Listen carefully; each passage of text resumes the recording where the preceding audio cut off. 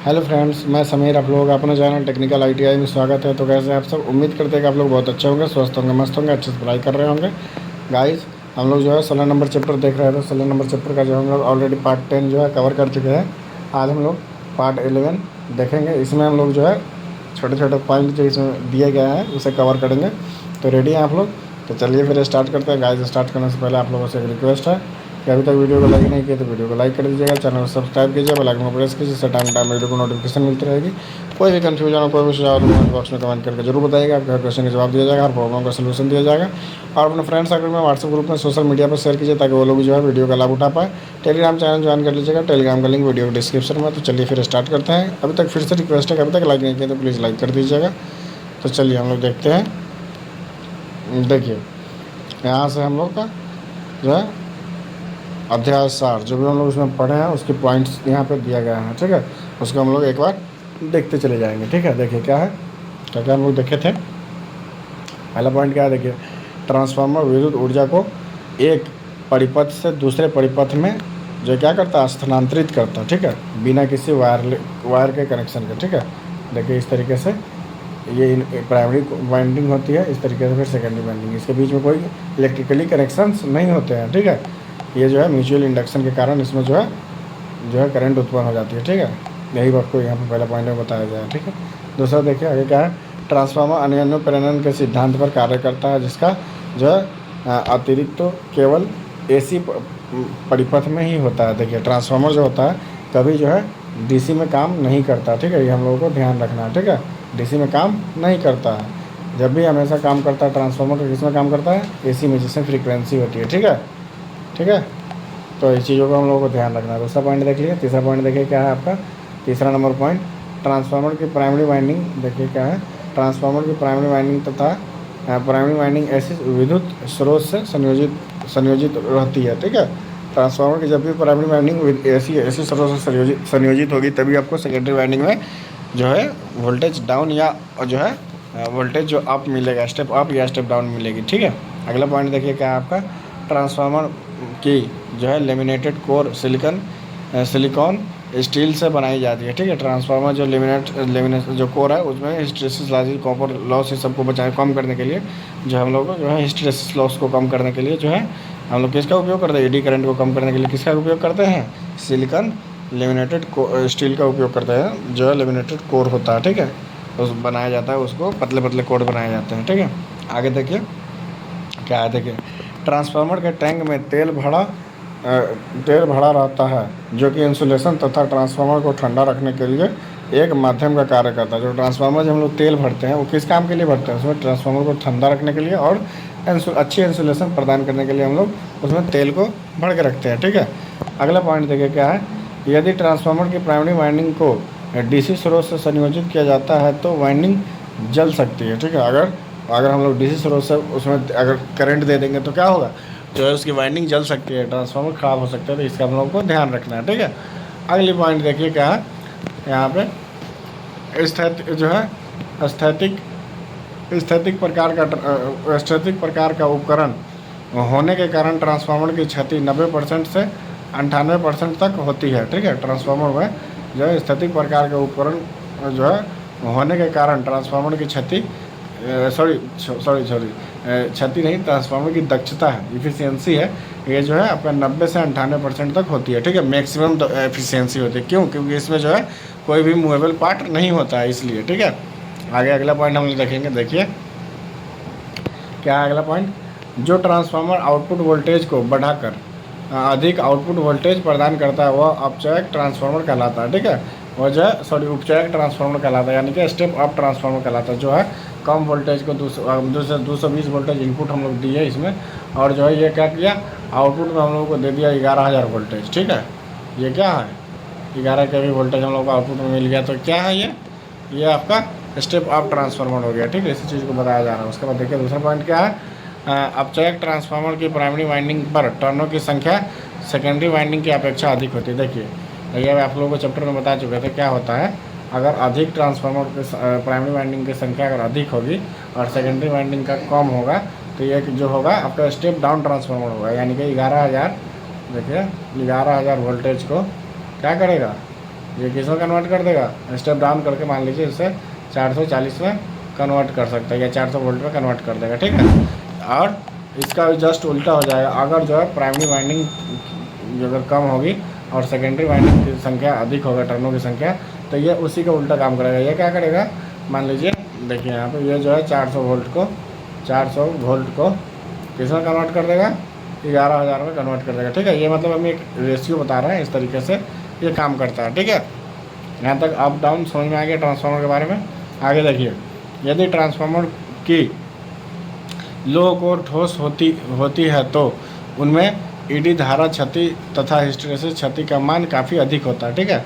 इसलिए जो है हम लोग क्या करते हैं, ट्रांसफार्मर को जो है कोर को ठोस नहीं बना करके हम लोग पतले पतले एलिमिनेटेड कोर का बनाते हैं, जिससे हम लोग हिस्टेरेसिस लॉस और जो है ईडी धारा जो लॉस है उसे हम लोग कंट्रोल कर सके, कम कर सके, ठीक है। अगला देखिए क्या है, सेल प्रकार के ट्रांसफार्मर में ई तथा आई आकृति का की जो है स्टेपिंग प्रयोग करके दोहरी आयताकार कोर तैयार किया जाता है, ठीक है, की जाती है, जिससे क्या होता है हिस्टेरेसिस और वही जो आप लोग कॉपर लॉस और सॉरी हिस्टेरेसिस लॉस और ईडी लॉस जो है ईडी धारा क्षति जो है उसको हम लोग कम करने के लिए, कंट्रोल करने के लिए ईआई टाइप के कोर का उपयोग करते हैं, ठीक है। अगला पॉइंट देखिए क्या है, कोर प्रकार के ट्रांसफार्मर उच्च वोल्टेज निम्न आउटपुट शक्ति प्रदान करने के लिए प्रयोग किए जाते हैं, ठीक है। उच्च वोल्टेज पे जो है निम्न आउटपुट शक्ति प्रदान करने के लिए उपयोग करते हैं, ठीक है। आगे देखिए क्या है, बेरी प्रकार के ट्रांसफार्मर के कोर में जो है अनेक चुंबकीय मार्ग स्थापित होते हैं, जिस कारण चुंबकीय फ्लक्स का लीकेज न्यूनतम रहता है, ठीक है। यहाँ तक क्लियर है। आगे देखिए, सिंगल फेज ट्रांसफार्मर का उपयोग voltage stabiliser, radio receiver, TV receiver, inverter आदि में किया जाता है, ठीक है। जो है छोटे छोटे ट्रांसफार्मर का उपयोग किया जाता है सिंगल फेज के रूप में, तो हम लोग वोल्टेज स्टेबलाइजर में भी करते हैं, रेडियो में भी करते हैं, टीवी रिसीवर में, इन्वर्टर इस सब में करते हैं हम लोग, ठीक है। आगे देखिए, अगला पॉइंट क्या है हम लोग का, देखिए थ्री फेज ट्रांसफार्मर विद्युत उत्पादन केंद्रों पर जो है उत्पन्न किए गए 11 केवीए एसी वोल्टेज को 110 132 220 व 440 केवी तक स्टेप अप करके जो है पारित करने में, यानी कि वितरण जो है करने में सक्षम होता है, ठीक है। पारिशन करने में सक्षम होता है, क्या डिस्ट्रीब्यूशन जो है ट्रांसमिशन करने में सक्षम होता है, ठीक है। आगे देखिए क्या है, प्राकृतिक रूप से जो है शीतलन उन ट्रांसफार्मर्स में होती है जिनकी कोर की क्षेत्रफल अधिक होती है, ठीक है। जिसमें कोर की क्षेत्रफल अधिक होती है उसको जो है हम लोग प्राकृतिक शीतलन दे देते हैं, ठीक है। अगला पॉइंट देखिए क्या है, ऑयल ब्लास्ट जो है ऑयल ब्लास्ट शीतल विधि में ट्रांसफार्मर टैंक के साथ एक जो है रेडिएटर टैंक भी जुड़ा होता है, ठीक है। ऑयल ब्लास्ट मीटर में एक रेडिएटर टैंक भी हम लोग जोड़ देते हैं, ठीक है। अगला पॉइंट क्या है, ऑटो ट्रांसफार्मर में केवल एक ही वाइंडिंग होती है जो कि प्राइमरी व सेकेंडरी दोनों का कार्य करती है, ठीक है। ये बहुत ही इंपॉर्टेंट पॉइंट है, जिसे आप लोग नोट कर लीजिएगा। जब भी ऑटो ट्रांसफार्मर की बात होगी तो ऑटो ट्रांसफार्मर में यही एक खास बात होती है कि उसकी प्राइमरी वाइंडिंग जो होती है वही आपका सेकेंडरी वाइंडिंग की तरह भी काम करती है, ठीक है। इस तरीके से आपका प्राइमरी वाइंडिंग और सेकेंडरी वाइंडिंग होती है, ठीक है। अगला पॉइंट देखिए, अगला पॉइंट क्या है, देखिए यदि ऑटो ट्रांसफार्मर में से 8 से 10 टैपिंग निकाल दी जाए तो यदि ऑटो ट्रांसफार्मर में से 8 से 10 टैपिंग निकाल दी जाए तो उसका उपयोग विभिन्न वोल्टेज का एसी सप्लाई प्रदान करने के लिए उपकरण के रूप में किया जा सकता है, ठीक है। स्टेबलाइजर में देखते हैं भैया वोल्टेज कम या ज़्यादा होता है तो जो है इसी तरीके से हम लोग उसमें ऑटो मैनुअल दोनों ट्रांसफार्मर का उपयोग करके हम लोग करते हैं ये काम, ठीक है, तो कर सकते हैं, ठीक है। अगला पॉइंट देखिए क्या है, धारा ट्रांसफार्मर का वोल्टेज स्टेप अप अर्थात धारा अपचायक ट्रांसफार्मर का छोटा ट्रांसफार्मर होता है, ठीक है। अगला पॉइंट देखिए क्या है, पोटेंशियल ट्रांसफार्मर की सेकेंडरी वाइंडिंग में मोटे तार के केवल 1 या 2 लपेटे होते हैं, ठीक है। जो है पोटेंशियल ट्रांसफार्मर यानी कि हाई वोल्टेज को हम लोग लो वोल्टेज में कन्वर्ट करते हैं, इसलिए जो है मोटे तार के 1 या 2 लपेटे होते हैं, जिससे हम लोग हैवी वोल्टेज को लो वोल्टेज करके हम मेजर कर सकते हैं, ठीक है। अगला पॉइंट देखिए क्या होता है, पावर ट्रांसफार्मर की प्राइमरी वाइंडिंग स्टार संयोजन में तथा सेकेंडरी वाइंडिंग डेल्टा संयोजन में संयोजित होती है। ठीक है, ये क्यों करते हैं, ये हम लोग को इंसुलेशन का इसमें गेम होता है, इसलिए ये आगे हम लोग पढ़ेंगे। ठीक है, आगे देखिए क्या है, डिस्ट्रीब्यूशन ट्रांसफार्मर द्वारा 3 फेज सप्लाई के साथ साथ सिंगल फेज सप्लाई भी प्राप्त की जा सकती है। ठीक है, जो है फिर जो है ट्रांसफार्मर क्या होता है, डिस्ट्रीब्यूशन ट्रांसफार्मर में स्टार वाइंडिंग होती है आउटपुट में। ठीक है, सेकेंडरी वाइंडिंग स्टार्ट होती है, तो इसमें जो हम लोग 3 फेज भी प्राप्त कर सकते हैं और हम लोग न्यूट्रल के साथ सिंगल फेज भी प्राप्त कर सकते हैं। ठीक है, इस चीज़ को यहाँ पे बताया गया है। और देखिए ये जो आपको बताया गया है ना, ये आपको ये मतलब क्यों किया जाता है डेल्टा संयोजन में, तो देखिए इंसुलेशन में कैसे गेम होता है आपको बताते हैं। देखिए ये आपका है डेल्टा संयोजन। ठीक है, इसमें अगर कोई करंट आ रहा है, मान लीजिए इसमें से हम लोग इसमें यहाँ से सप्लाई दे रहे हैं आर। ठीक है, तो क्या हो रहा है, यहाँ पे जो करंट आया वो जो आपका इधर भी चला गया और इधर, मतलब 2 कॉइल पे चला गया। ठीक है, फिर यहाँ पे जो दिया, इसमें जो दिया वो इस कॉइल पे और इस कॉइल पे, 2 कॉइल पे गया, फिर यहाँ से दिया तो ये जो है 2 कॉइल पे चला गया, सब जो 2 कॉइल पे चल रहा है डिस्ट्रीब्यूट हो रहा है। तो इसमें क्या हो रहा है, आपका इंसुलेशन जो है कम लगेगा, क्योंकि वोल्टेज डिस्ट्रीब्यूट हो जा रहा है, आधा आधा हो जा रहा है। ठीक है, लेकिन इसी का जस्ट उल्टा हो जाए आपका स्टार वाइंडिंग में। स्टार में क्या हो रहा है, देखिए हम लोग यहाँ पे अगर सप्लाई दे रहे हैं तो क्या हो रहा है, पूरी सप्लाई एक ही वायर पे रह जाती है। यहाँ पे भी हम लोग पूरी सप्लाई देंगे तो ये पूरी सप्लाई एक ही फेज वायर पर रहेगी, इसमें भी एक ही वायर पर। तो इसमें जो है वायर अगर एक ही वायर पर पूरी सप्लाई रहेगी तो क्या करना पड़ेगा, इंसुलेशन मजबूत देना पड़ेगा, और इसमें क्या करना पड़ रहा था, इसमें पतले इंसुलेशन देने पड़ रही थी। तो ये सब चीज़ों की इसमें गेम होती है। तो यहाँ तक समझ में आई थिंक उम्मीद करते हैं आप लोगों को अच्छे से आया होगा। तो देखिए आगे हम लोग देखते हैं क्या है। देखिए यहाँ से ट्रांसफार्मर के टैंक में भरे तेल में नमी के जो है प्रवेश को रोकने के लिए ब्रीदर का प्रयोग किया जाता है। ब्रीदर में जो सिलिका जेल होती है जिसके कारण नमी को रोका जाता है। ठीक है, अगला पॉइंट देखिए, बुकिंग रिले ट्रांसफार्मर के आंतरिक दोष उत्पन्न हो जाने की स्थिति जो है स्थिति की सूचना एक अलार्म बेल बजाकर देती है। ठीक है, अगला पॉइंट देखिए, डिस्ट्रीब्यूशन ट्रांसफार्मर में जो है कंजर्वेटर में जो है उपस्थित तेल का स्तर दर्शाने के लिए उसमें एक ऑयल गेज लगाया जाता है। ठीक है, उसमें ऑयल गेज लगा होता है जो आपको तेल को दिखाता है, ट्रांसफार्मर तेल कम है या ज़्यादा है, उसको मेजर करने के लिए लगाया जाता है। ठीक है, आगे देखिए, ट्रांसफार्मर के विद्युत रोधी ऑयल पर जो है परावैद्युतिक सामर्थ्य जो है अम्लता फ्लैश बिंदु आदि प्रकार के परीक्षण किए जाते हैं। ठीक है, अगला पॉइंट देखिए, ट्रांसफार्मर में उत्पन्न विद्युत वाहक बल निम्न सूत्रों द्वारा ज्ञात किया जाता है। ठीक है, आगे देखिए यहाँ पे क्या है, इस सूत्रों से ज्ञात किया जाता है विद्युत वाहक बल, यानी कि EMF जो ज्ञात किया जाता है इलेक्ट्रोमोटिव फोर्स, वो जो है 4.44 M आपका जो है फ्लक्स जो मैग्नेटिक फ्लक्स और frequency and number of turn पे ज्ञात किया जाता है। देखिए यहाँ पे उसको दिया गया है जो है कोर में उत्पन्न कुल चुंबकीय फ्लक्स है, ये फ्रीक्वेंसी एन की आवृत्ति है, एन जो है आपका जो है वाइंडिंग के लपेटों की संख्या है। ठीक है, चलिए आगे देखते हैं हम लोग। देखिए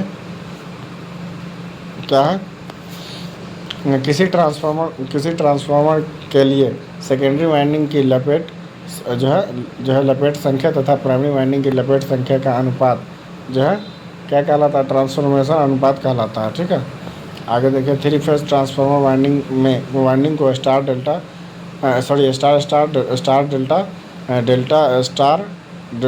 आदि संयोजन में संयोजित किया जाता है। ठीक है, इन 4 टाइप से हम लोग कर सकते हैं। ठीक है, आगे देखिए, 2 ट्रांसफार्मर को समांतर क्रम में तभी परिचालित किया जा सकता है जब दोनों ट्रांसफार्मर का फेज क्रम एक समान हो। ठीक है, जो हम लोग ऊपर में देखे हुए थे। ठीक है, आगे देखिए, ट्रांसफार्मर को समांतर क्रम में परिचालित करने पर उसकी दक्षता बढ़ जाती है, उसकी एफिशिएंसी जो है बढ़ जाती है। ठीक है, आगे देखिए क्या है, ट्रांसफार्मर का वोल्टेज जो है निम्न सूत्र द्वारा ज्ञात किया जाता है। देखिए ज्ञात किया जा सकता है। ठीक है, वोल्टेज का नियमन यानी कि वोल्टेज जो है रेजिस्टेंस पर डिपेंड करता है, जो परसेंटेज जो है उसका क्या है, देखिए VNL minus VFL by VNL into 100। ठीक है, इस परसेंटेज में मेजर होता है इसलिए 100 है।